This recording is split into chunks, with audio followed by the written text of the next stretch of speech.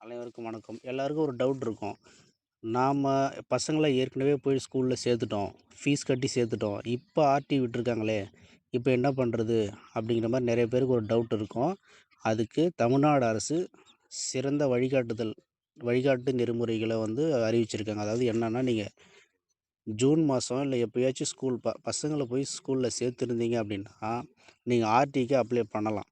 Suppose நீங்க சேர்த்து விட்ட குழந்தை ஆர்டில அந்த ஸ்கூல்ல எலிஜிபிள் ஆயிடுச்சு அப்படின்னா, நீங்க ஃபீஸ் கட்டியிருந்தாலும் ஆர்டி கீழ படிக்கிற மாதிரி மாத்தி விட்டுருவாங்க.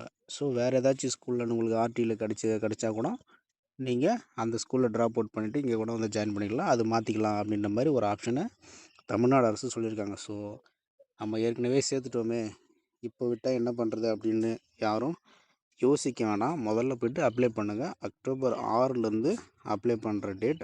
ஓ